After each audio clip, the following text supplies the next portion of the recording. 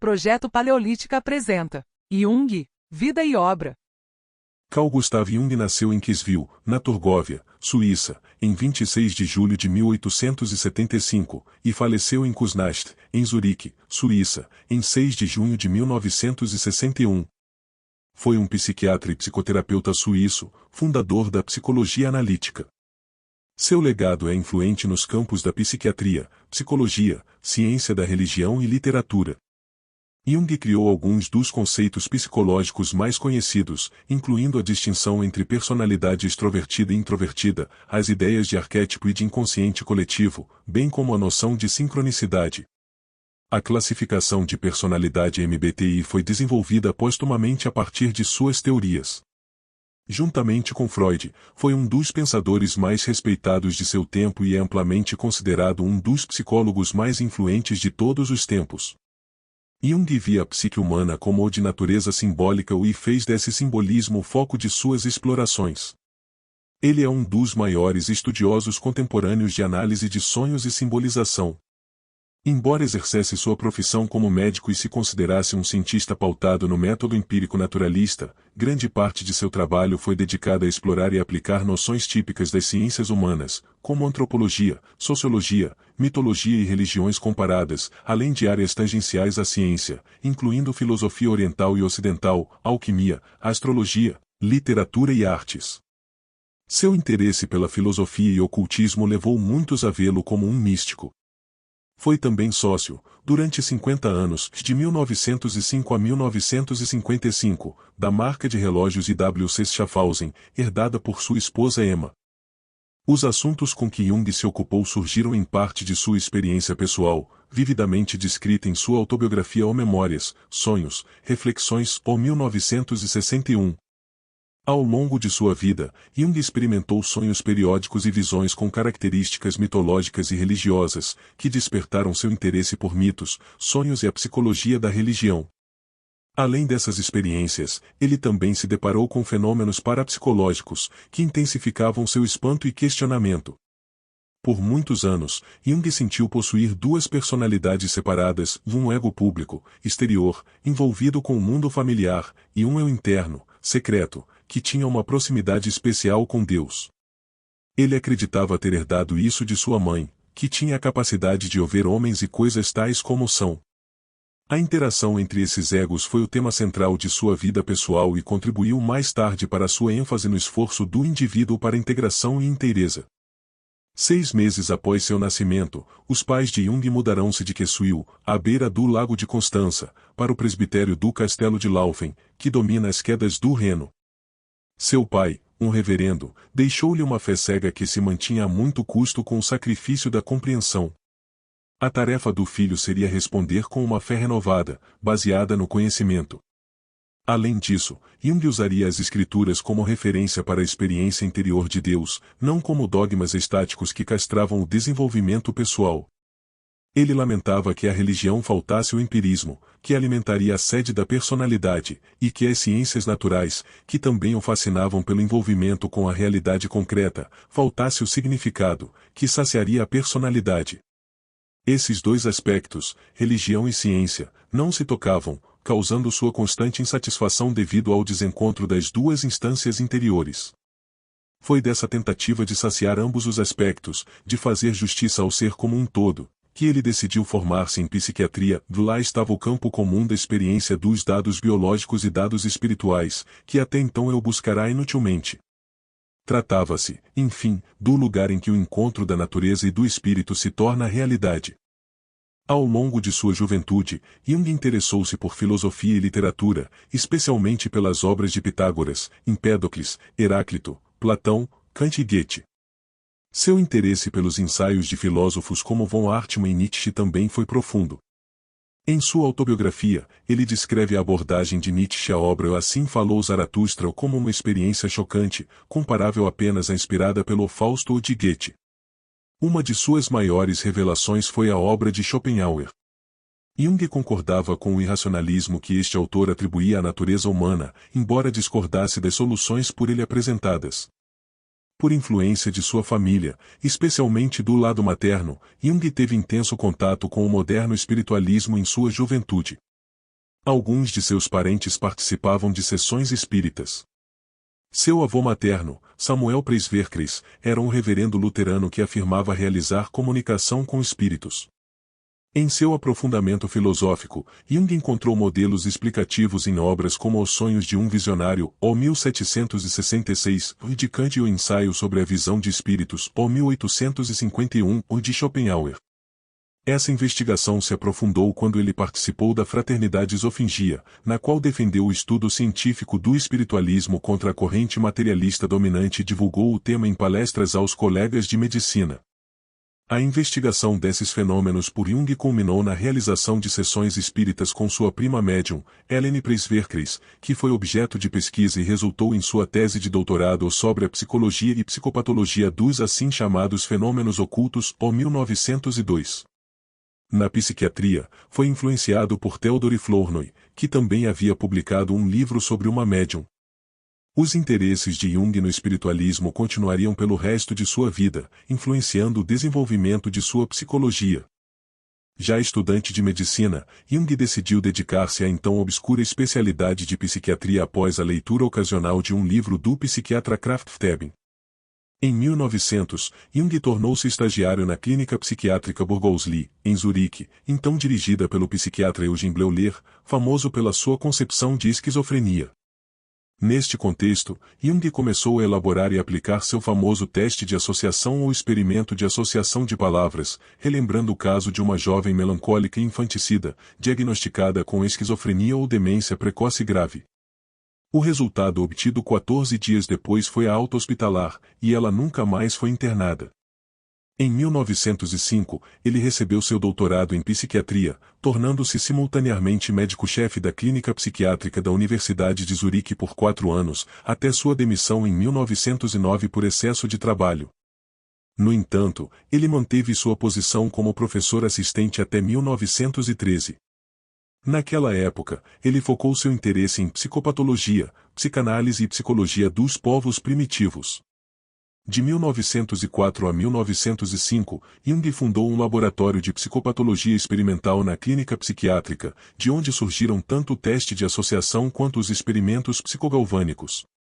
Em 1909, ele foi convidado pela Clark University para expor seu trabalho. Freud também foi convidado de forma independente, e ambos receberam o título de doutor honoris causa. Em 1903, Jung casou-se com Emma Rauschenbacher, 7 anos mais nova e filha mais velha de um rico industrial do leste da Suíça, Johannes Rauschenbacher-Schenken, e sua esposa.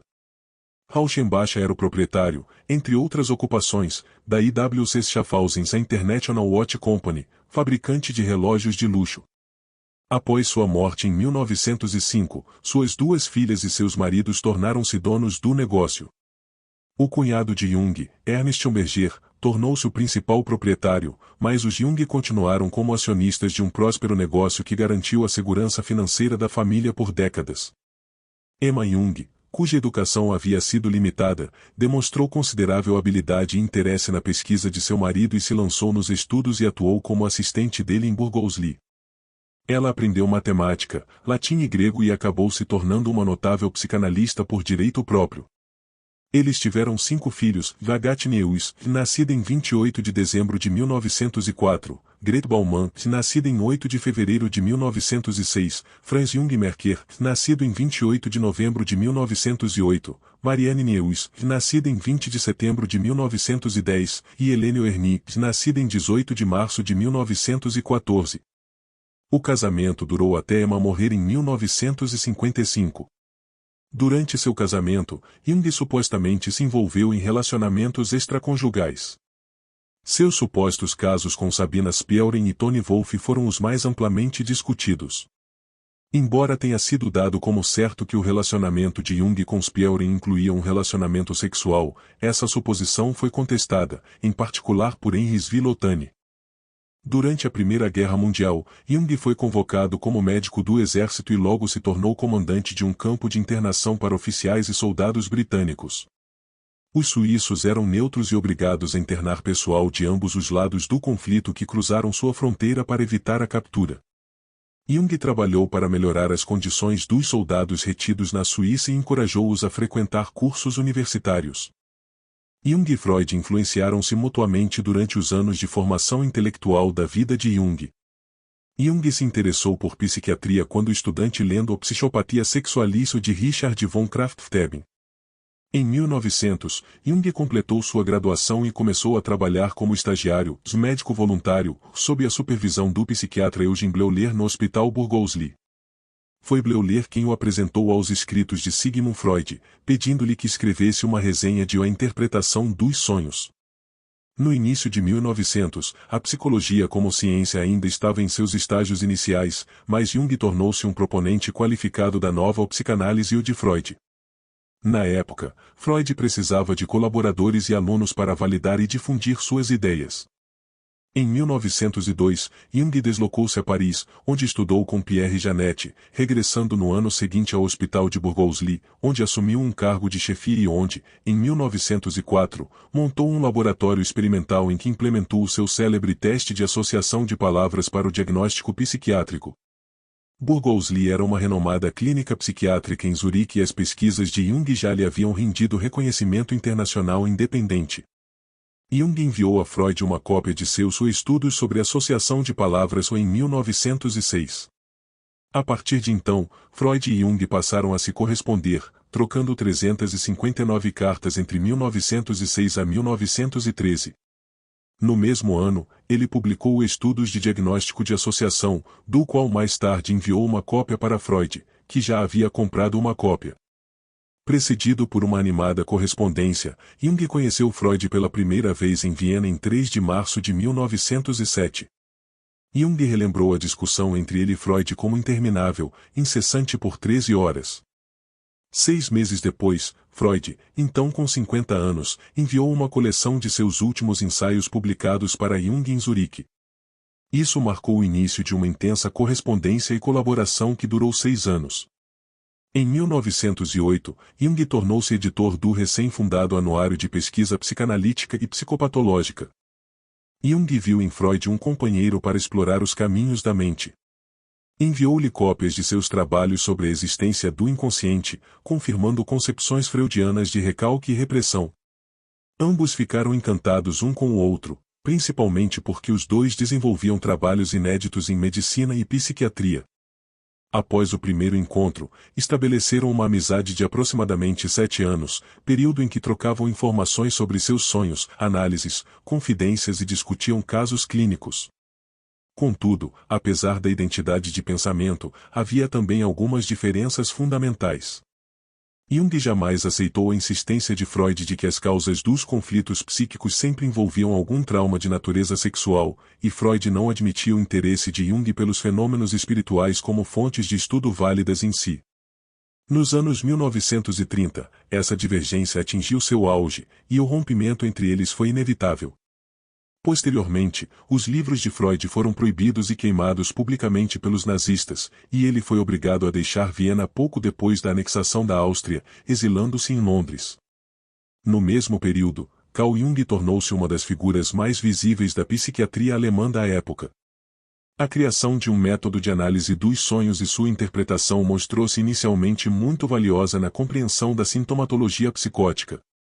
Aos 25 anos, Jung começou a ler A Interpretação dos Sonhos, em 1900, confessando experiência insuficiente para corroborar todas as teorias de Freud da época. 3 anos depois, recomeçou a leitura e conseguiu relacionar com suas próprias ideias. Especialmente 2 pontos se destacaram. O que mais interessou a Jung foi a aplicação do conceito de repressão como mecanismo de defesa, transferido do campo da neurose para o dos sonhos. Em seus próprios experimentos de associação de palavras, Jung também encontrou repressões ao responder à sugestão de certos termos, ou elas não se produziam ou o tempo de reação era comparativamente longo. Nesse caso, o experimentador se deparava com um complexo do paciente, verificando as mesmas conclusões que Freud tirou do onírico. No entanto, desde o início, Jung manteve sua oposição ao fato de que a causa da repressão estava no trauma psicológico. Ele podia corroborar constantemente em sua própria consulta como havia numerosos casos que não concordavam com a sexualidade como etiologia. No contexto acadêmico da época, Freud era considerado persona non grata, com o qual Jung se encontrava em uma situação difícil se quisesse explicitar suas coincidências e, assim, sustentar a teorização freudiana.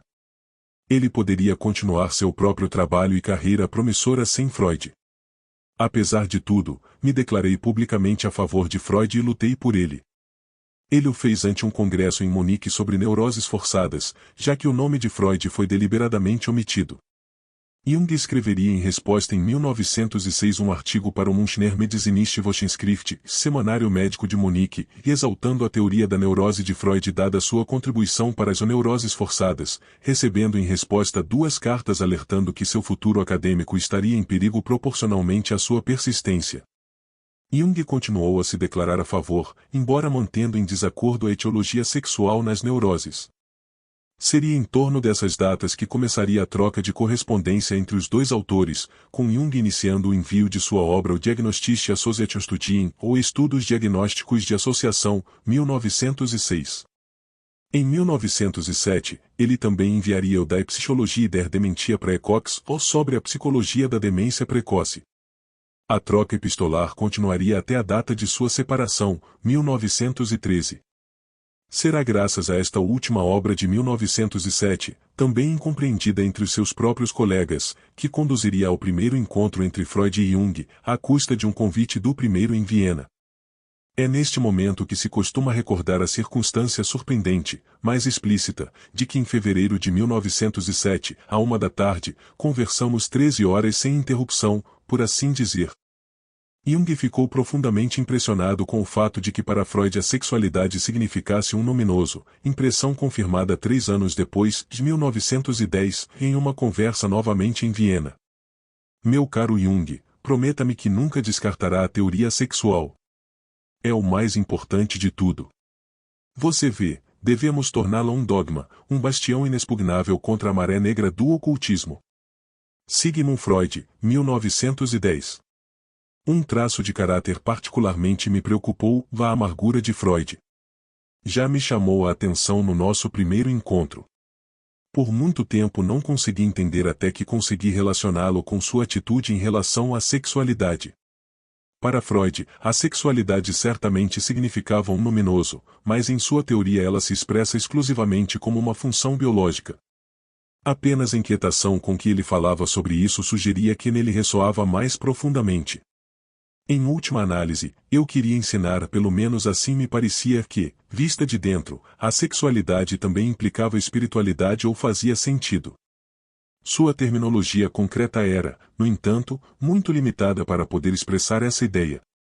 Assim, ele me deu a impressão de estar trabalhando contra seu próprio objetivo e contra si mesmo, e não a amargura pior do que a de um homem que se tornou o mais amargo inimigo de si mesmo.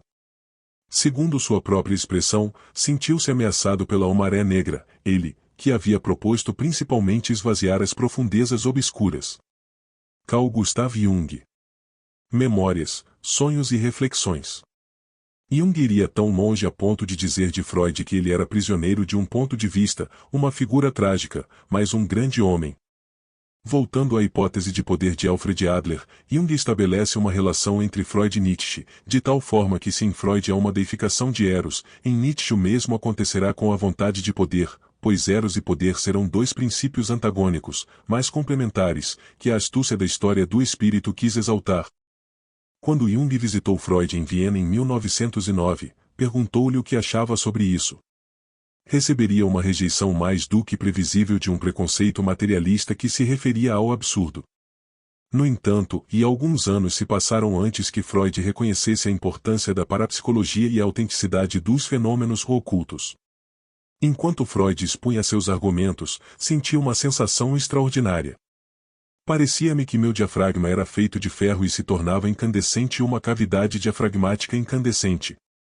E nesse instante houve um rangido tão grande na biblioteca, que estava imediatamente ao nosso lado, que ambos ficamos assustados. Achamos que o gabinete caía sobre nós. Tão alto foi o estalo. Eu disse a Freud, isso é um exemplo de um fenômeno de exteriorização catalítica. Bah, disse ele, isso é realmente absurdo. Bem, não, respondi, você está enganado, senhor professor. E para provar que estou certo, agora prevejo que outro estalo será ouvido novamente imediatamente. E de fato, assim que havia pronunciado essas palavras, o mesmo rangido foi ouvido na biblioteca. Freud olhou para mim horrorizado. Carl Gustav Jung. Memórias, Sonhos e Reflexões. No mesmo ano, de 6 a 11 de setembro, Jung é convidado à Clark University, em Worcester, Massachusetts, para dar conferências sobre os ensaios de associação. Freud também seria convidado de forma independente, acompanhado por Sandor Ferenczi. Lá eles receberam o doutor honoris causa no dia 11. Começariam a viagem de Bremen, ponto de encontro onde ocorreria outra famosa anedota sobre o desmaio de Freud diante do pontual interesse de Jung pelas múmias do pântano. Freud acreditava que Jung inconscientemente o desejava morto. Um segundo desmaio ocorrerá no Congresso Psicanalítico de Munique em 1912, quando se discutia a Menofis IV. Novamente a fantasia sobre o assassinato do pai esvoaçou, dentro da relação transferencial entre Freud e Jung. Acrescentando a tudo isso que Freud já havia aludido anteriormente ao seu desejo de que Jung fosse seu sucessor e príncipe herdeiro, e que Jung não estava em condições de satisfazer tal demanda, tanto por discrepâncias teóricas quanto por falta de interesse que o consequente prestígio pessoal produzido por ele, não é difícil encontrar uma explicação para tais desmaios ou histéricos. A viagem aos Estados Unidos durou 7 semanas, durante as quais eles ficaram juntos todos os dias e discutiram seus sonhos. Diante de alguns dos mais importantes de Jung, Freud não sabia que interpretação lhes dar, mesmo um deles parecia constituir uma espécie de introdução à obra Wandlungen und Symbole der Libido, As Transformações e Símbolos da Libido, bem como a primeira oportunidade que o apresentou a Jung para formular seu conceito de inconsciente coletivo. Um conceito de inconsciente a priori do inconsciente pessoal, no qual, ao contrário de Freud, não havia espaço para nada arbitrário ou qualquer intenção enganosa. No entanto, Jung conseguiu completar a análise de um sonho de Freud, para o qual foi exigida sua sinceridade e a comunicação de algum detalhe de sua vida privada. Freud respondeu: "A questão é que não posso arriscar minha autoridade." Jung compreendeu assim que Freud colocava a autoridade pessoal antes da verdade. O fim da relação já estava consolidado no meio das águas do Atlântico. Do sonho de Jung emergiu seu antigo amor pela arqueologia, derivando para o estudo do simbolismo e da mitologia dos povos antigos. De fato, em outubro de 1909 Jung escreve a Freud: "A arqueologia, ou melhor, a mitologia, me pegou, interesse palpável até o final da Primeira Guerra Mundial." Durante este estudo encontrará o trabalho de uma jovem americana, a Sra. Miller, ficando impressionado com o caráter mitológico de suas fantasias. Junto com seu conhecimento sobre os mitos, surgirá Transformações e Símbolos da Libido. De 30 a 31 de março de 1910, o segundo Congresso Internacional de Psicanálise aconteceria em Nuremberg, sendo Jung nomeado presidente permanente da recém-fundada Associação Psicanalítica Internacional, API, e ele renunciaria em 1914. Já em agosto de 1911 foi publicada a primeira parte de Transformações e Símbolos da Libido, conteúdo que por si só ainda não acarretaria qualquer divergência com a ortodoxia freudiana, mas Jung já insinuava o seguinte em suas memórias: "Agora eu vi claramente." Ele mesmo, Freud, tinha uma neurose, e era fácil diagnosticá-la em particular por seus sintomas bastante desagradáveis, como descobri em nossa viagem à América. Havia visto que nem Freud nem seus discípulos conseguiam entender o que a psicanálise significava na teoria e na prática, pois nem mesmo o professor conseguirá resolver sua própria neurose. Quando ele anunciou sua intenção de identificar e dogmatizar teoria e método, não pude mais cooperar com ele e não tive escolha a não ser voltar a mim mesmo.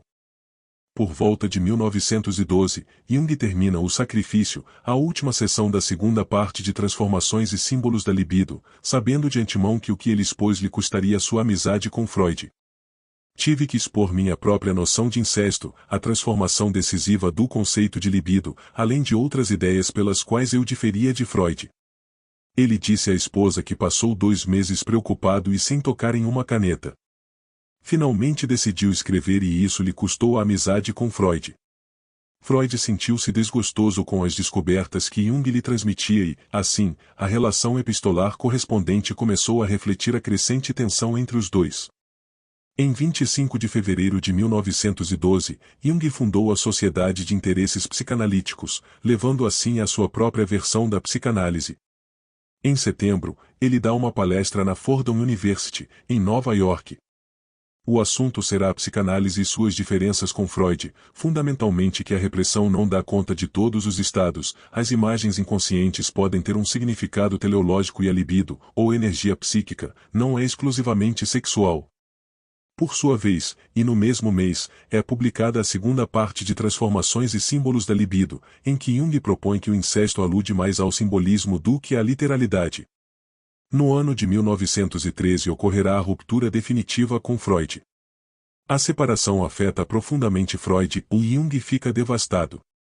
Uma consequência direta desse estresse foi a contribuição para um colapso nervoso que vinha ameaçando desde 1912. Portanto, ele se demite de seu cargo na Universidade de Zurique, aparentemente porque sua prática privada aumentou muito, mas é mais provável que seja devido ao seu estado de saúde. Durante esse período, Edith Rockefeller e Harold M. C. Cormick, dois filantropos americanos, se estabelecerão em Zurique, sendo analisados por Jung e se tornando os primeiros de vários patronos ricos e muito generosos.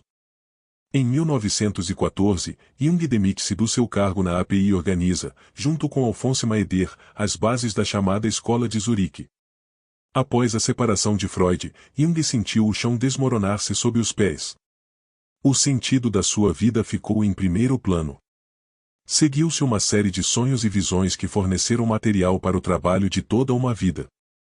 Dir-se-ia que, se ele não houvesse se empenhado na integração de todo aquele material que jorrou qual lava derretida, teria, fatalmente, sucumbido a uma psicose. Mas algo nele o impelia a ir adiante na compreensão de tudo que se originava naturalmente de seu inconsciente. Em suas palavras, os anos durante os quais me detive nessas imagens interiores constituíram a época mais importante da minha vida e, neles, todas as coisas essenciais se decidiram. Toda a minha atividade ulterior consistiu em elaborar o que jorrava do inconsciente naqueles anos. Foi durante essa fase de confronto com o inconsciente que ele desenvolveu o que chamou de imaginação ativa, um método de interação com o inconsciente onde este se investe espontaneamente de várias personificações, pessoas conhecidas e desconhecidas, animais, plantas, lugares, acontecimentos etc. Por volta do outono de 1913, Jung alude a uma realocação de sua sintomatologia interna de natureza psíquica. É então que ele tem várias alucinações que se repetirão ao longo do tempo. A dedução diagnóstica que seria alcançada após todo o acúmulo de episódios de aparente natureza psicopatológica seria a do início de uma psicose, consequência direta do rompimento com Freud e sobretudo levando em conta os antecedentes familiares existentes se aventurando na dissociação. Durante a primavera e o início do verão de 1914, episódios semelhantes de natureza catastrófica ocorreriam novamente, mas desta vez na forma de 3 sonhos sucessivos. No dia 1º de agosto eclodiria a Primeira Guerra Mundial e com ela a confirmação do caráter premonitório de seus sintomas. Seria 12 de dezembro de 1913 quando afirma e decidi dar o primeiro passo. Ele então decidiu confrontar os conteúdos do inconsciente e assim acender um processo de iniciação concomitante em que ele viria a descobrir a existência de algo superior à vontade do ego e ao qual ele deveria se submeter. Jung teve que sacrificar seu ideal e sua atitude consciente. Aos poucos, várias representações arquetípicas surgiriam: o herói, Siegfried, a serpente negra, a sombra, o eu como complexo, o velho sábio, Elias, Filemon, o Ca egípcio, a anima, Salomé. Após uma transformação gradual, em 1916 Jung sentiria a necessidade inescapável de escrever, sentindo-se compelido de dentro para formular e expressar o que Filemon poderia ter dito. Será, portanto, desse arquétipo que surgirá a obrigação imperativa de transcrever o manuscrito dos 7 Sermões aos Mortos. Filemon será a imagem desejada por Jung naqueles momentos de perturbação e desordem, uma sabedoria e um poder supremos que desvendariam para mim as criações espontâneas de minha fantasia. Que, por um lado, representou a forma de expressão dos 7 Sermões, e que, por outro, deu origem a uma recapitulação teórica e a uma validação da existência autônoma dos arquétipos, para além dos complexos, estendendo-se ao coletivo ou adjetivo ou pessoal ou do inconsciente freudiano. Em suma, tudo isso constituía um prólogo do que ele tinha que comunicar ao mundo sobre o inconsciente. Além dos 7 sermões aos mortos elaborados em 1916, Jung transcreveu suas experiências entre 1913 e 1932 em uma série de 7 manuscritos chamados Livros Negros, dos quais fez o Liber Novus ou Livro Vermelho entre 1914 e 1930. Nessa trajetória inicial, Jung foi influenciado em suas interpretações simbólicas respectivamente pelo mitraísmo, gnosticismo e alquimia. Durante a década de 1920, aos 45 anos, tendo superado uma crise existencial no meio da vida, e aumentando ainda mais a sua reputação internacional, passou 5 anos viajando assiduamente, principalmente interessado em culturas primitivas. Em 1921 será publicada sua obra Tipos Psicológicos, na qual desenvolverá suas ideias sobre a existência de 2 atitudes da psique, introversão e extroversão, bem como 4 funções, pensamento, sentimento, sensação e intuição. Também está incluída neste trabalho a primeira alusão ao seu conceito central do self como meta do desenvolvimento psicológico. Simultaneamente, seria nessa época que ele começou a se retirar para Bollingen, sua segunda casa ou residência. Em 1922, ele comprou um terreno às margens do Lago Zurique, um local isolado a cerca de 40 quilômetros de sua casa principal em Kuznast e a 2 de uma vila chamada Bollingen. É uma pequena cidade perto de Rapperswil, no cantão de São Galo, na Suíça. Está localizada na margem norte do Lago de Zurique e faz parte do município de Jona. Em 1923 sua mãe morreu. Jung aprende a esculpir em pedra e, com pouca ajuda profissional, inicia a construção de sua segunda casa caracterizada por uma torre sólida. Mais tarde irá complementá-lo com um hall de entrada, outra torre e um anexo. Descarta a instalação de eletricidade e telefone. Ele chamará a construção simplesmente de Bollingen. Será para o resto da vida o seu lugar de retiro, tranquilidade, renovação, meditação e experimentação pessoal. No curso do primeiro pós-guerra, Jung tornou-se um viajante do mundo, graças aos copiosos fundos que obteve com a venda de seus livros, honorários e dinheiro recebido por ter alcançado status sênior nas instituições médicas para as quais trabalhava. Os lugares que visitou foram os seguintes: Norte da África, Novo México, Quênia e Uganda no início dos anos 20. Na década de 30 viajaria à Itália e à Índia em 1938. Com a ascensão do Partido Nazista ao poder em 1933, de início a postura de Jung em relação ao nacionalsocialismo alemão foi ambígua e não apresentou crítica até 1934, valendo-lhe acusações de que teria sido um simpatizante do nazismo. Questionado por Joseph Henderson em 1933 sobre sua opinião de Hitler, Jung afirmou que nada sabia sobre o movimento nazista, o que também é corroborado por anotações de Sterardin de que Jung desconhecia qual seria o futuro sob esse regime, e que o deus da guerra OTAN, versão germânica de Odin, teria começado a soprar sobre a Alemanha. Em 1929, Jung havia integrado a Sociedade Médica Geral para a Psicoterapia, convidado por Robert Summer, cofundador da associação. Em 1930, Jung ocupou o cargo de vice-presidente e, em 1933, com a renúncia do então presidente Ernst Kretschmer, tornou-se presidente da seção internacional da sociedade. No mesmo ano, com a tomada do poder pelo Partido Nazista, Jung teve de reestruturar a Sociedade Geral, que era então sediada na Alemanha mas recebia filiação de membros internacionais, e ela passou a ser organizada em uma seção alemã chamada Deutsche Allgemeine Ärztliche Gesellschaft für Psychotherapie, a qual presidiu Matthias H. Göring, um psicoterapeuta adleriano e primo do político nazista Hermann Göring, e uma seção internacional, a Sociedade Médica Geral Internacional para a Psicoterapia, liderada por Jung. A seção alemã era afiliada à Sociedade Internacional, bem como outras subseções de outros países. A Sociedade Internacional recebia filiação individual de médicos judeus, enquanto a seção alemã os excluía devido ao antissemitismo. Jung afirma que aceitou encabeçar a Sociedade Internacional desse período por pragmatismo, caso contrário a Sociedade para o Avanço da Psicoterapia deixaria de existir e ser praticada na Alemanha sob a ameaça daquele regime. Jung também foi um diretor responsável pela publicação oficial da Sociedade Internacional, o jornal Zentralblatt für Psychotherapie. Mesmo durante o antissemitismo nazista em 1933, Jung pediu a Rudolf Allers, um psicoterapeuta judeu, para que continuasse também como editor.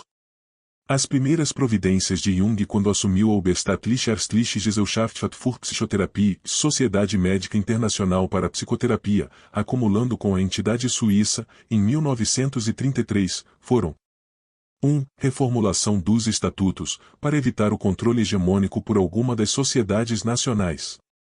Como a Sociedade Internacional congregava as sociedades nacionais da Alemanha, Dinamarca, Grã-Bretanha, Países Baixos, Suécia e Suíça, era importante evitar o domínio isolado de uma delas, de modo que as demais tivessem participação adequada e dividissem as responsabilidades.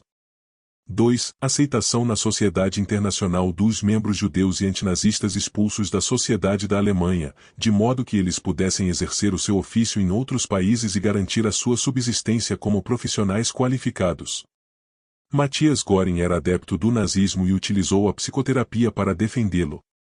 No seu discurso de encerramento do Congresso Médico Geral de Psicoterapia, Göring profere: Nós, médicos nacional-socialistas, acadêmicos nacional-socialistas, defendemos nossa ideia, o amor do nosso povo. Assumo que todos os membros da sociedade têm se ocupado desse trabalhado por meio desse livro e com toda a seriedade científica e o reconhecem como a base de seu pensamento.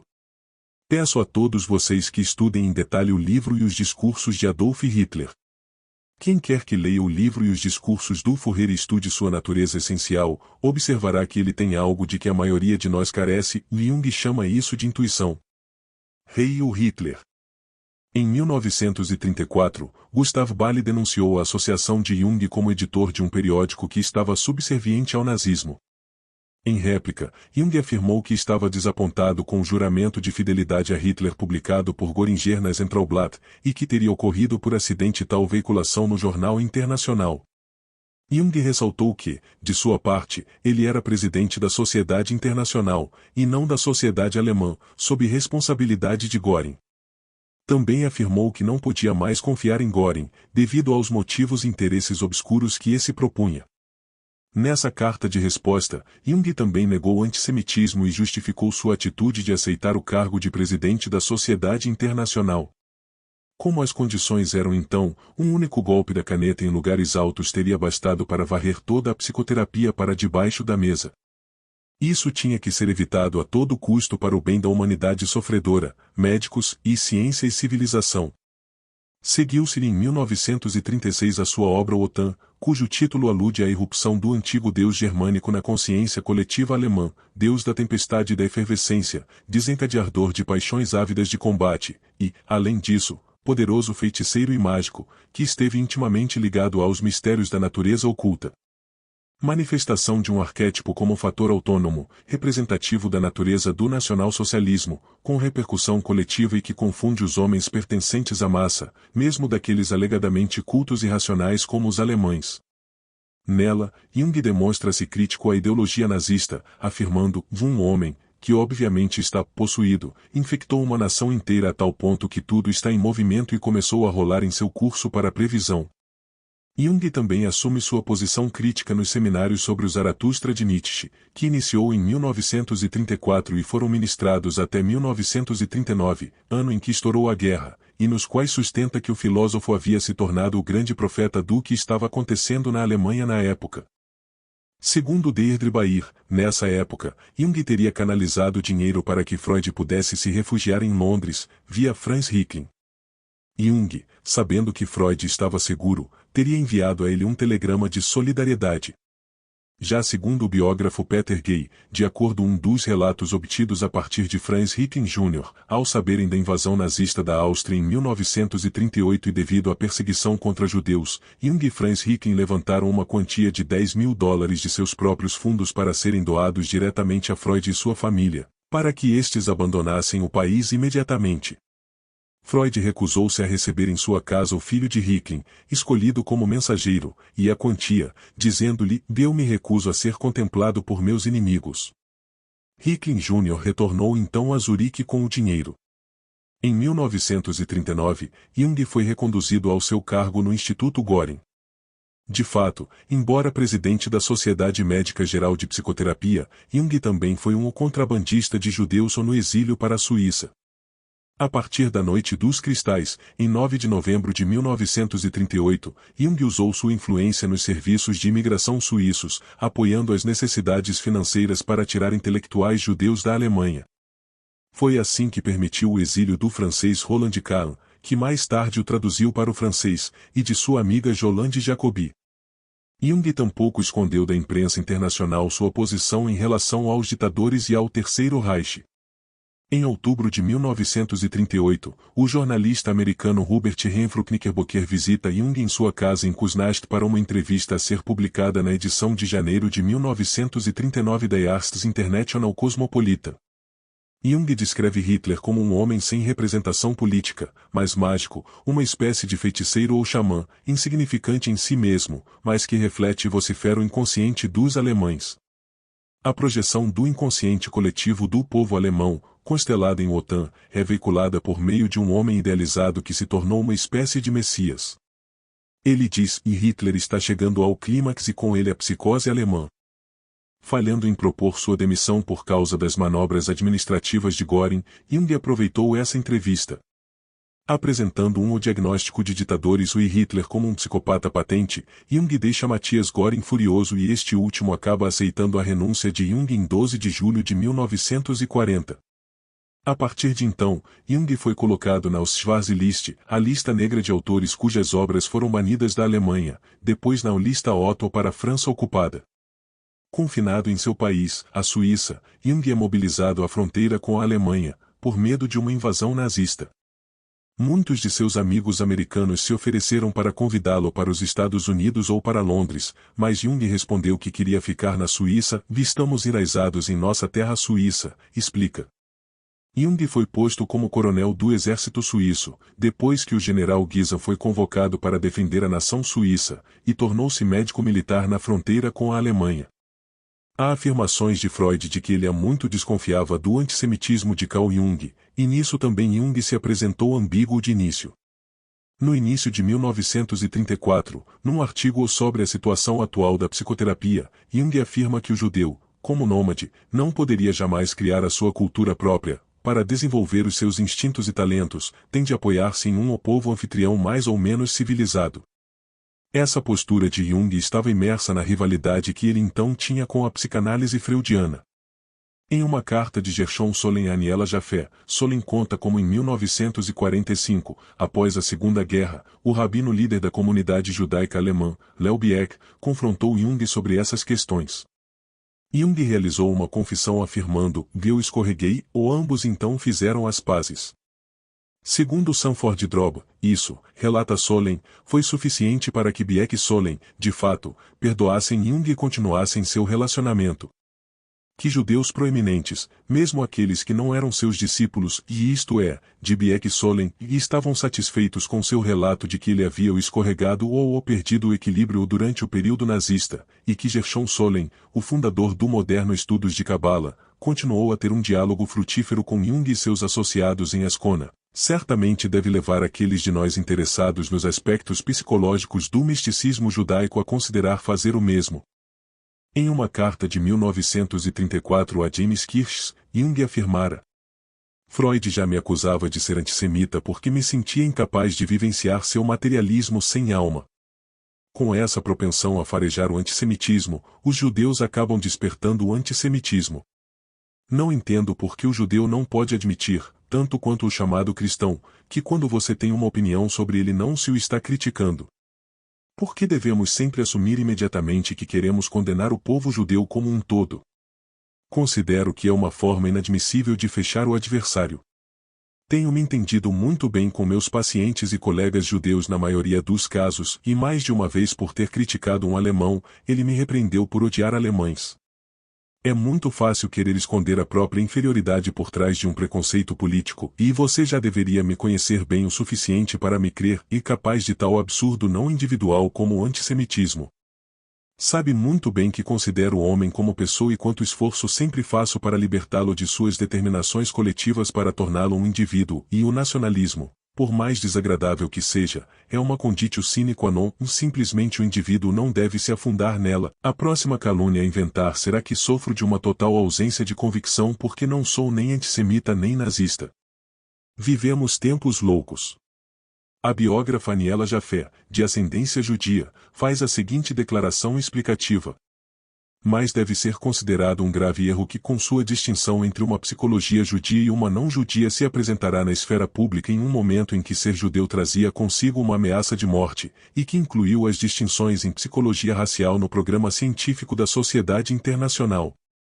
Mesmo quando as consequências abismais do ódio aos judeus só foram conhecidas mais tarde, naquela época qualquer alusão ao caráter diferencial dos judeus era o gatilho que despertava mais fanatismo. O silêncio que é familiar ao médico e que muitas vezes é imposto deveria ter sido seu dever naquele momento. Segundo Nise da Silveira. As acusações sobre Jung, como resultantes de um mal-entendido, teriam sido logo liquidadas de modo definitivo, fez-se a tantas documentações e testemunhos logicamente irrefutáveis. Entretanto, a persistência desses rumores bem indica que, por trás deles, podem fermentar, ainda, as divergências entre Jung e o grande judeu Freud, nunca perdoadas pelos discípulos do mestre ortodoxo. Em alguns documentos, Jung afirmou, num comentário de época sobre a cultura judaica, que judeus, em geral, são mais conscientes e diferenciados, enquanto arianos ou comuns permaneceram próximos à barbárie. A polêmica teórica mantida por Jung com Freud não chegou ao ponto de Jung fazer referências à origem religiosa ou racial de Freud, com vistas a conquistar a simpatia nazista. Nem no artigo de 1929, em que comparava as duas teorias, nem no discurso de Jung sobre Freud após a morte deste eminente pensador, em 1939, num momento que poderia ser propício a angariar aquele beneplácito. Nise afirma. Jung interpretou o nacional-socialismo, o comunismo e outros ismos em geral como fenômenos patológicos, de identidade. Uma irrupção do inconsciente coletivo. O OTAN havia tomado posse da alma do povo alemão. E quem é o OTAN? O deus representativo das forças naturais em desequilíbrio, um deus das tempestades e da efervescência, desencadeia paixões e apetites combativos. Num ensaio publicado em 1936, Jung traça o paralelo entre o OTAN redivivo e o fenômeno nazista. O OTAN é uma personificação de forças psíquicas correspondentes a uma qualidade, um caráter fundamental da alma alemã, um fator psíquico de natureza irracional, um ciclone que anula e varre para longe a zona calma onde reina a cultura. Os fatores econômicos e políticos pareceram, a Jung, insuficientes para explicar todos os espantosos fenômenos que estavam ocorrendo na Alemanha. O OTAN reativado no fundo do inconsciente, o OTAN invasor, seria a explicação mais pertinente. E estávamos apenas em 1936. Sabe-se, também, que o obscurantismo atingiu obras de Jung que não interessavam ao regime nazista, tendo sido suprimidas em 1940 várias edições publicadas na Alemanha e, quando da invasão da França, a Gestapo destruiu as traduções francesas da obra de Jung. O argumento decisivo é, porém, a atitude dos nazistas em relação a Jung. Com o aparecimento do livro Psicologia e Religião, 1940, as autoridades decidiram que toda a sua obra fosse interditada e queimada na Alemanha, bem como nos países ocupados por Hitler. Outra acusação correlata com a de simpatizante do nazismo foi a de antissemita. Seria desde logo estranho admitir que um psicólogo, com toda a sua vida em busca do fundo psíquico comum a todos os homens, inconsciente coletivo, eternamente existente sob as diferentes peculiaridades individuais, locais, nacionais, raciais e históricas, fosse partidário de discriminações entre esses mesmos homens, cujas almas tinham, para ele, igual estrutura básica. Seria, também, extravagante que um antissemita contasse entre seus discípulos mais próximos precisamente com homens de origem semita. Uma série de documentos americanos desclassificados e material suíço revelados na revista El Hebdo relataram uma suposta colaboração entre Jung e Allen Dulles, que mais tarde se tornaria o chefe da CIA após a guerra.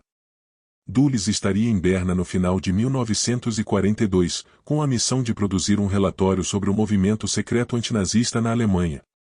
Dessa forma, ele teria entrado em contato com Jung, grande conhecedor da alma germânica do momento, e que teria previsto o suicídio de Hitler.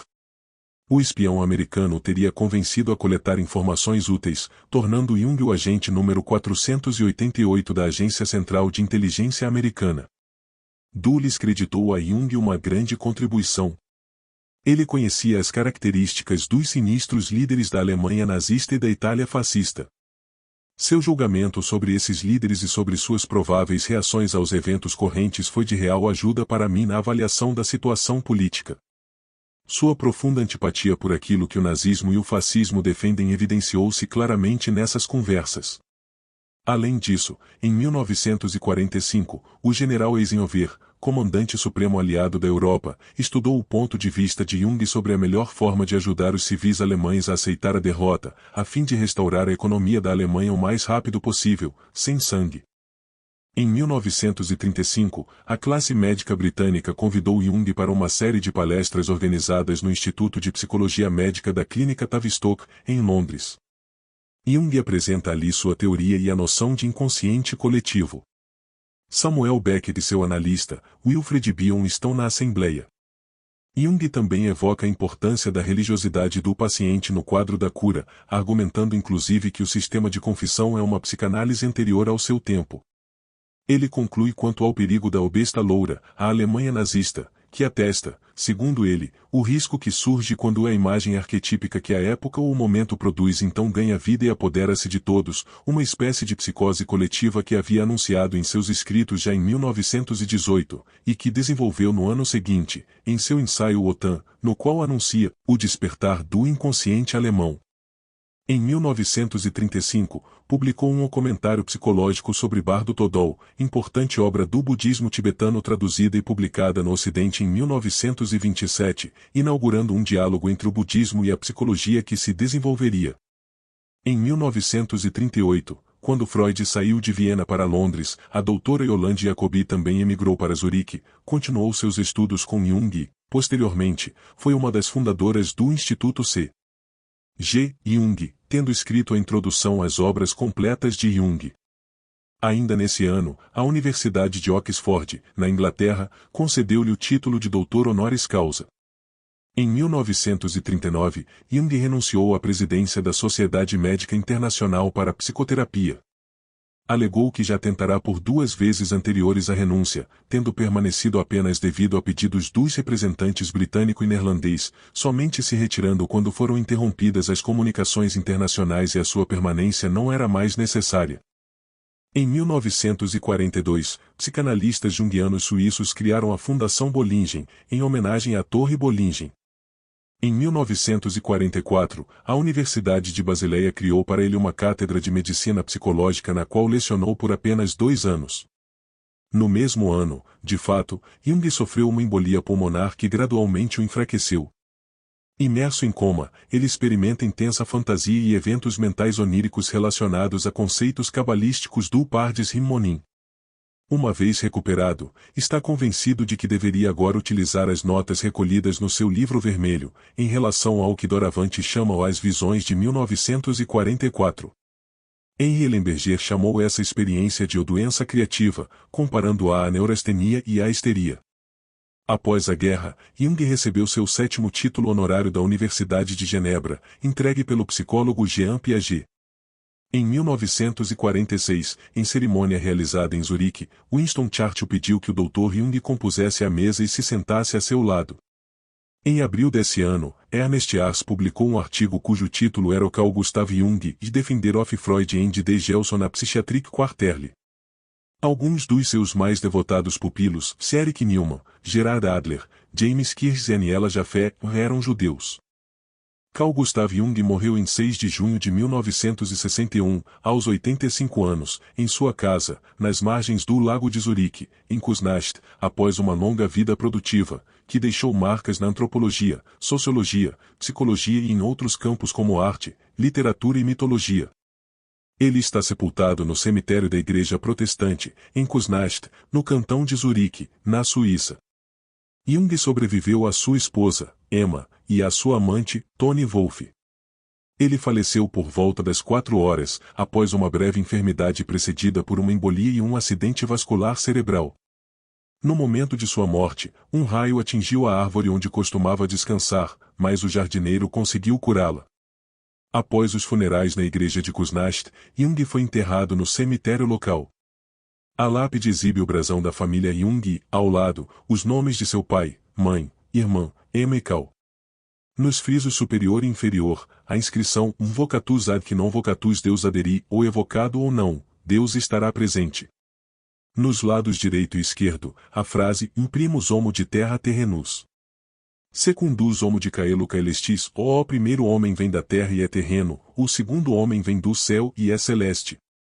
Antes mesmo do período em que trabalharam juntos, Jung começou a desenvolver um sistema teórico inicialmente denominado a psicologia dos complexos, mais tarde renomeado como a psicologia analítica, como resultado direto de sua prática clínica com os pacientes. O conceito de inconsciente já estava bem estabelecido na base psiquiátrica de Jung antes de seu encontro pessoal com Freud, mas foi com este último, considerado o formulador do conceito em termos clínicos, que Jung teve a oportunidade de aprofundar suas próprias pesquisas. A colaboração entre os dois foi extremamente enriquecedora para ambos durante o período em que trabalharam juntos. Foi Jung quem introduziu o termo e a ideia fundamental de o complexo, posteriormente adotados por Freud. Explorando os conceitos de o complexos e analisando os sonhos e desenhos, Jung se dedicou intensamente a compreender as formas de expressão do inconsciente. Em sua teoria, enquanto o inconsciente pessoal consiste principalmente de material reprimido e complexos, o inconsciente coletivo é composto essencialmente por uma tendência para se conectar com certas imagens ou símbolos que evocam sentimentos profundos de apelo universal, conhecidos como arquétipos. Assim como animais e seres humanos parecem possuir comportamentos inatos, denominados instintos, um fato contestado por algumas correntes das ciências humanas, como o culturalismo de Franz Boas na antropologia, é provável que exista, em nossa psique, um conteúdo psíquico que se assemelha aos instintos. No plano teórico, o distanciamento de Jung em relação a Freud teve início quando ele expandiu o conceito de libido para além das questões estritamente sexuais. Para o psiquiatra suíço, a noção de libido referia-se a uma energia psíquica abstrata, cuja origem e destino não eram exclusivamente sexuais. Ele a comparava ao conceito científico de energia, usando termos como a conservação de energia ou entropia. Jung foi responsável por introduzir termos que se tornaram comuns na psicanálise e na psicologia, como complexo, e incluindo o complexo de Electra, introversão e extroversão, inconsciente coletivo, arquétipo e individuação. Suas pesquisas abrangeram campos como religião, psicologia e religião, 1937, e alquimia, psicologia e alquimia, 1944, explorando conceitos como inconsciente coletivo, arquétipo, fundamental para a existência de mitos universalmente compartilhados, e si mesmo, diferenciado do self ou comum, referindo-se à integridade do sujeito, que inclui tanto o consciente quanto o inconsciente. Jung também categorizou os tipos básicos de introvertido e extrovertido. Sua abordagem heterodoxa gerou opiniões divergentes, desde indiferença até admiração. Um conceito central em sua obra é o inconsciente coletivo, composto por arquétipos. Exemplos desses arquétipos incluem a persona, a sombra, o herói e a anima. Jung identificou certas imagens específicas, como as mandalas, como arquetípicas. Ele desenvolveu seu conceito de arquétipo com base na recorrência de temas em várias mitologias, sugerindo a existência de temas comuns inconscientes compartilhados pela humanidade. Enquanto Freud tendia ao ceticismo e à rejeição da religião, Jung via a religião como um caminho prático para a individuação, uma ideia popular ainda discutida na psicologia da religião contemporânea. Jung acreditava que a ênfase da psicanálise nos aspectos eróticos era uma visão limitada e reducionista da motivação e do comportamento humanos. Ele propôs que a motivação humana fosse compreendida em termos de uma energia criativa geral chamada libido, que podia ser direcionada de diversas maneiras. A libido correspondia à energia na física, podendo manifestar-se de diferentes formas, como calor, eletricidade ou movimento. Essa energia poderia se direcionar para o exterior, na extroversão, ou para o interior, na introversão. Pessoas cuja libido tendia para o mundo exterior eram chamadas de extrovertidas, enquanto as que se voltavam para o mundo interior eram consideradas introvertidas. A necessidade de criar uma tipologia psíquica surgiu da divergência de Jung com Freud e outros profissionais. Ele questionou por que discordava de Freud e encontrou a resposta ao analisar as teorias de Freud e Adler. Enquanto Freud via as neuroses como resultantes de problemas com os instintos, Adler as relacionava ao ego e ao sentimento de superioridade ou inferioridade. Jung propôs agrupar as pessoas de acordo com o desenvolvimento predominante de uma das 4 funções psicológicas: pensamento, sentimento, sensação ou intuição. A transformação da libido de uma esfera para outra era realizada por meio de símbolos gerados durante a mudança de personalidade. Outro destaque da psicologia junguiana é o processo de individuação, descrito como o desenvolvimento das potencialidades inatas de um indivíduo. Esse processo envolve a conscientização e influência das forças instintivas inconscientes na formação da personalidade. Jung comparou esse processo ao forjar de um ferro, onde a confrontação entre o inconsciente e o consciente resulta na maturação e síntese dos componentes da personalidade, culminando na realização de um indivíduo único e completo. A individuação não é um desenvolvimento linear, mas um movimento de circunvolução em direção a um novo centro psíquico, denominado o self. Quando o consciente e o inconsciente se organizam em torno do self, a personalidade se completa. Embora o conceito de individuação tenha sido mal compreendido, sua essência é a tendência instintiva de realizar plenamente as potencialidades inatas. No entanto, dada a complexidade da psique humana e as diversas intervenções do ego consciente, o processo de individuação não é um caminho simples, mas sim uma jornada longa e desafiadora. Jung enfatizou a importância dos direitos individuais em relação ao Estado e à sociedade. Ele percebeu o Estado como uma entidade que muitas vezes é vista como uma figura viva da qual se espera tudo, mas que, na verdade, é apenas uma máscara para aqueles que sabem como manipulá-lo, referindo-se ao Estado como uma forma de escravidão. Ele viu o Estado ditatorial como tendo absorvido as forças religiosas do cidadão, ocupando assim o lugar de Deus, o que o tornava uma espécie de religião, onde a submissão ao Estado se tornava um culto. Jung observou que as cerimônias e manifestações estatais se assemelhavam a rituais religiosos, sugerindo que marchas, bandeiras e desfiles não eram diferentes de procissões religiosas, indicando uma substituição de Deus pelo Estado. Na visão de Jung, essa mudança na sociedade, onde o Estado substitui Deus, leva a uma supressão da liberdade e moralidade, resultando em um fanatismo semelhante ao da relação Igreja-Estado na Idade Média. Ele argumentava que quanto mais adorado é o Estado, mais a liberdade individual é suprimida, deixando o indivíduo psicologicamente subdesenvolvido e com sentimentos de marginalidade. Jung reconheceu a importância da compreensão dos símbolos para entender a natureza humana. Ele explorou as conexões entre os símbolos presentes nas experiências individuais e as imagens simbólicas religiosas, mitológicas e mágicas de diversas culturas e períodos históricos. Observando as semelhanças notáveis entre os símbolos, apesar de surgirem de forma independente em diferentes pessoas e culturas, Jung propôs a existência de 2 camadas do inconsciente, o pessoal e o coletivo. O inconsciente pessoal abrange os conteúdos mentais adquiridos ao longo da vida de um indivíduo, muitas vezes esquecidos ou reprimidos. Já o inconsciente coletivo é uma estrutura herdada comum a toda a humanidade, composta pelos arquétipos, padrões inatos de experiência e simbolização de situações universais da vida humana. Esses arquétipos se manifestam em diversas situações, como nas relações parentais, casamento e enfrentamento da morte, e são encontrados em sistemas mitológicos e religiosos ao redor do mundo. Ao longo de sua vida, Jung desenvolveu a noção de psique objetiva, ampliando-a para incluir não apenas arquétipos universais e conteúdos filogenéticos humanos, mas também criações mentais mais recentes. Essa concepção integrada da psique objetiva permitiu uma compreensão mais profunda dos fenômenos psicológicos, preenchendo lacunas explicativas na prática clínica. Devido à complexidade desse conceito, Jung recorreu aos conhecimentos da física quântica de sua época, especialmente através de Pauli e Einstein, influenciando significativamente o desenvolvimento da psicologia analítica.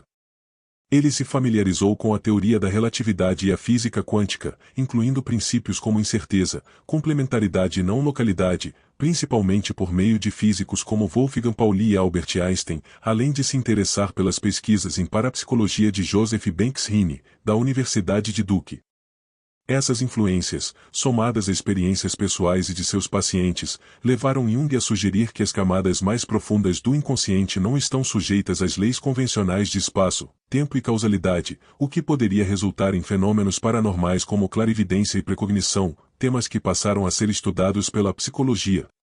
Jung denominou essas correlações entre eventos internos e externos por meio de um significado compartilhado de sincronicidade, um conceito atualmente estudado no contexto da interseção entre física e psicologia. Além disso, experiências durante o tratamento de seus pacientes levaram Jung a acreditar que os eventos se desdobravam como se fossem o sonho de uma consciência maior e mais abrangente, por nós desconhecida. Como um cientista que mantinha um distanciamento crítico e cético em relação às verdades estabelecidas, Jung não via o materialismo e a ciência como sinônimos. Ele criticava o materialismo como um culto a uma divindade concretamente externa, expresso através da razão, uma fé nos princípios limitadores das leis físicas. Para Jung, a razão impunha limites estreitos e apenas nos convidava a viver no conhecido. Ele enfatizava a importância de integrar os aspectos racionais e irracionais da vida. Um exemplo disso foi o caso de uma paciente que apresentava forte resistência à terapia. A monotonia permeava a relação até o dia em que ela compartilhou um sonho com um escaravelho dourado. Pouco depois de contar o sonho, ouviram uma batida na janela e Jung avistou um besouro dourado raro naquela região e estação do ano. Esse acontecimento desencadeou uma mudança significativa na análise, resultando no renascimento da personalidade da paciente. O besouro e o renascimento têm uma longa história como símbolos egípcios antiquíssimos. Jung procurou fundamentar cientificamente vários de seus postulados, embora em muitos casos tenha enfrentado dificuldades para fazê-lo. O termo sincronicidade representa uma tentativa de encontrar explicações racionais para fenômenos que a ciência da época não conseguia abordar, fenômenos não causais que não podiam ser explicados pela razão, mas que tinham significado para o indivíduo que os experimentava. A concepção da sincronicidade surgiu da extensa leitura que Jung fez de numerosas obras sobre a alquimia e o pensamento renascentista. Ele chegou a possuir uma vasta coleção de textos alquímicos originais, o que o levou a incorporar expressões como o Unus Mundus em sua autobiografia, além da ideia de o Anima Mundi. Além disso, uma monografia de Wolfgang Pauli, intitulada A Influência das Ideias Arquetípicas nas Teorias Científicas de Kepler, foi publicada juntamente com a obra de Jung sobre o mesmo tema. A influência de Jung se espalhou por importantes figuras em diversos campos culturais, desde o pintor Wilfredo Lawn até o filósofo Gaston Bachelard, passando por escritores como Hermann Hesse, H. G. Wells e J. B. Priestley. Hesse, por exemplo, foi claramente influenciado pela obra Odemia.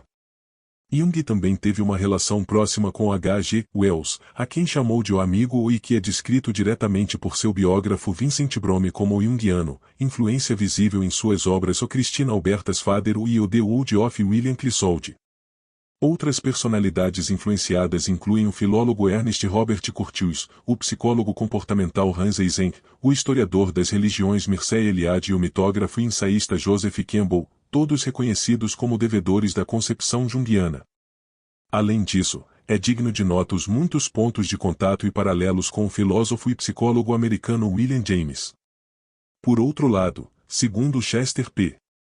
Michael, Jung teria afirmado que o padre Henry Velling era a pessoa que mais se aproximava de seus métodos de direção espiritual em toda a história.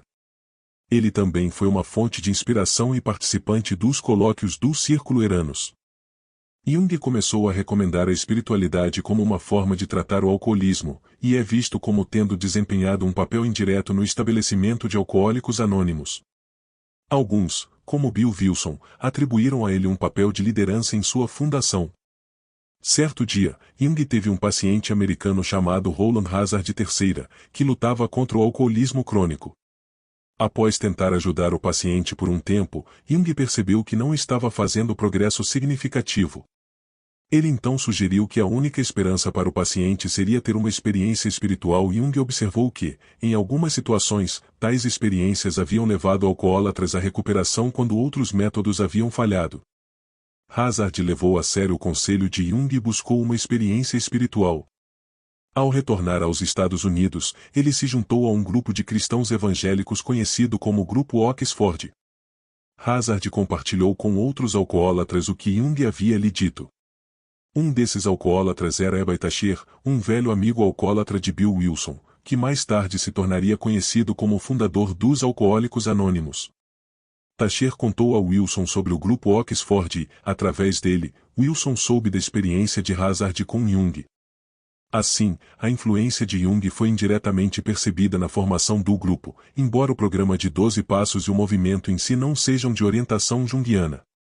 Laurens van der Post, um autor afrikaner, afirmou ter desfrutado de uma amizade de 16 anos com Jung, resultando em uma série de livros e até mesmo um filme sobre sua vida. Hermann Hesse, renomado autor de obras como Siddhartha Steppenwolf, foi tratado pelo Dr. Joseph Lang, discípulo de Jung. Essa experiência despertou em Hesse um profundo interesse pela psicanálise, levando-o a conhecer Jung pessoalmente. James Joyce, em sua obra Finnegan's Wake, questiona se a coeducação de animus e anima é totalmente desejável? Talvez sua resposta esteja codificada em seu verso O Anama Anamaba Anamabapa. O livro também zomba da psicologia analítica de Jung e da psicanálise de Freud, referindo-se à opsoaconalolose. Jung não conseguiu ajudar a filha de Joyce, Lúcia, diagnosticada com esquizofrenia e eventualmente internada permanentemente. Retrato do artista quando jovem, de Joyce, pode ser interpretado como uma paródia irônica dos ou 4 estágios do erotismo ou de Jung. O escritor argentino Jorge Luiz Borges confessou: sempre fui um grande leitor de Jung. Li-o como uma espécie de mitologia, ou como uma espécie de museu ou enciclopédia de curiosos saberes.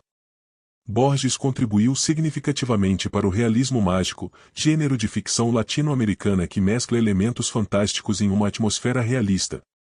Miguel Serrano trocou correspondências e teve entrevistas com Jung, lembradas em seu livro O Círculo Hermético.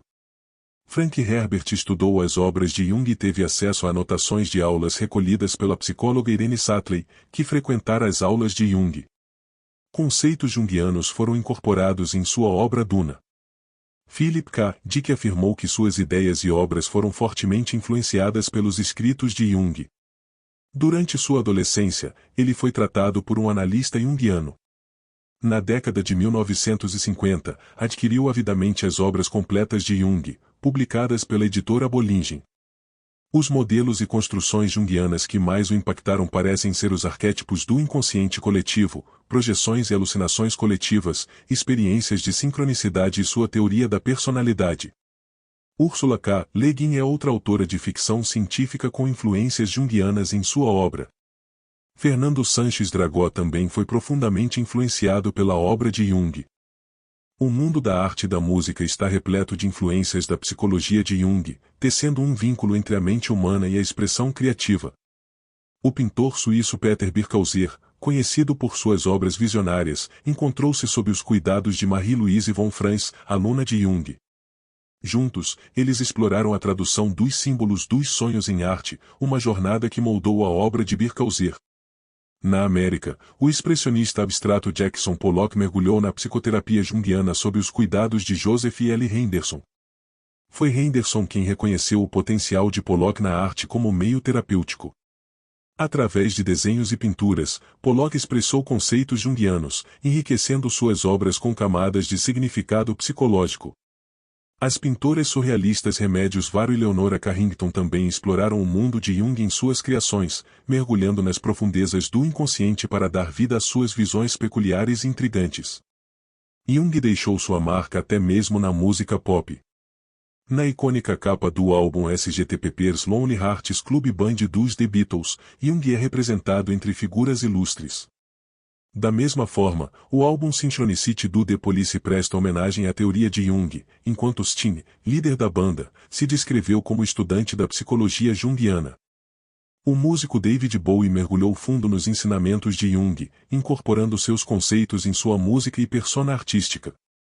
Seu álbum Aladdin Sane e sua colaboração na exposição Red Book em Nova York são apenas alguns exemplos de como Bowie abraçou o legado de Jung em sua obra. A música também encontrou inspiração em Jung. A canção O Rhythm of the Ritual de Peter Gabriel evoca a experiência de Jung na África, onde ele mergulhou nos ritmos tribais e nos mistérios do inconsciente coletivo. Gabriel, inspirado pelo trabalho de Jung, busca capturar a essência dessa jornada em sua música. Até mesmo no cenário da música sul-coreana, o impacto de Jung é evidente. O álbum Map of the Soul, um persona do BTS, é uma homenagem aos princípios da psicologia analítica, explorando temas como o persona, sombra e o si mesmo, conceitos centrais na obra de Jung. Com Map of the Soul 7, o BTS mergulha ainda mais fundo na psique humana, explorando ao sombra e o si mesmo ou com uma profundidade impressionante. Ao chegarmos ao fim deste mergulho na vida e obra de Carl Gustav Jung, é impossível não nos sentirmos impactados pela profundidade de suas contribuições para a compreensão da mente humana. O vídeo Jung Vida e Obra, produzido pelo canal Projeto Paleolítica, oferece uma jornada esclarecedora através dos principais eventos da vida desse renomado psicólogo suíço. Através do canal, temos a oportunidade de não apenas conhecer, mas também refletir sobre o legado deixado por Jung, cujo trabalho reverbera em diversas áreas da cultura e do pensamento contemporâneo. Suas descobertas e teorias continuam a inspirar não só estudiosos, mas também artistas, músicos e escritores ao redor do mundo. Portanto, convidamos você, espectador, a se engajar nesse rico universo de conhecimento, explorando não apenas a obra de Jung, mas também as vastas possibilidades que ela nos oferece para compreendermos mais profundamente a complexidade da mente humana e sua expressão criativa. Acompanhe o canal Projeto Paleolítica e junte-se a nós nessa jornada de aprendizado e descoberta.